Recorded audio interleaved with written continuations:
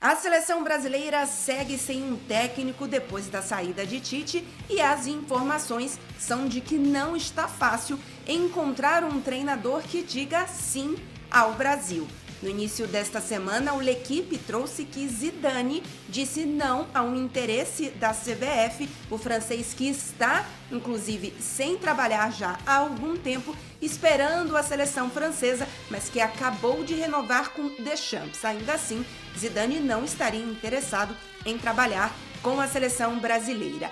A Sky Sports também trouxe a informação de que Mourinho, português que atualmente está treinando a Roma, também disse não ao interesse da seleção brasileira. Nesse momento, parece que a CBF está atirando para todos os lados e que o único critério é estrangeiro famoso. Vale lembrar que Ancelotti já tinha aparecido antes nesse interesse, o próprio Xavi ainda começando um trabalho como auxiliar e depois assumindo, mas mostra que a CBF está atirando para tudo quanto é lado. Nenhum deles tem muita relação entre si quando a gente pensa em termos de estilo de jogo.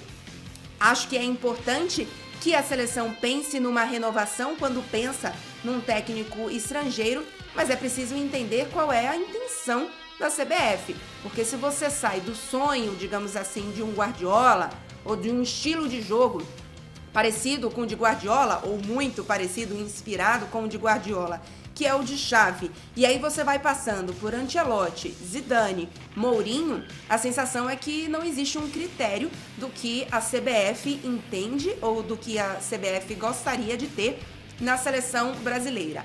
Independente disso, para mim o Ancelotti seria o melhor nome entre todos esses e, para mim, vale a pena esperar por Ancelotti. Vale lembrar que ele tem contrato até o meio de 2024, então seria entender realmente se teria como, ele acertar um compromisso após isso, porque é quando ele tem contrato com o Real Madrid e já deixou bastante claro que gostaria de continuar no Real Madrid. Até lá, a seleção brasileira, vamos falar a verdade, não tem muita coisa a disputar. As eliminatórias desse ciclo serão ainda mais fáceis por conta da quantidade de seleções que estarão na próxima Copa do Mundo. Então, eliminatórias não seria um problema.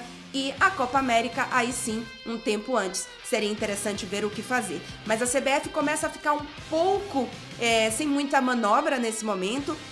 Repito, eu esperaria algum tempo pelo Ancelotti, mas é complicado entender se ele realmente teria esse compromisso para daqui a 1 ano e meio, e também o problema de o que fazer até lá. Mas nesse momento a CBF fica um pouco de mãos atadas. Para mim, tem tempo para entender esse mercado, tem tempo para pensar um pouco. Não tem, na minha opinião, necessidade de decidir o técnico da seleção brasileira até o fim do mês. Não vai acontecer nada até o fim do mês, não vai acontecer nada até março. Então dá para esperar um pouco mais para entender esse mercado.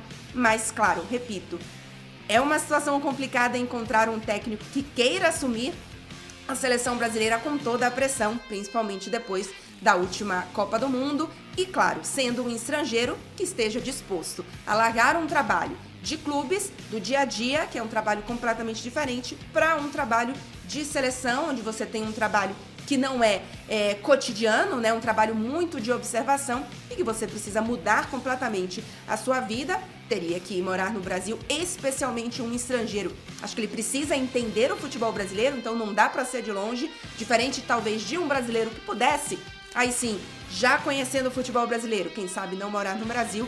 Mas enfim, a CBF para mim, nesse momento, está com as mãos atadas nessas escolhas, um pouco perdida, então é melhor esperar, respirar, entender, tentar traçar um plano e com muita calma, sem pressa nenhuma, escolher o sucessor do Tite na seleção brasileira.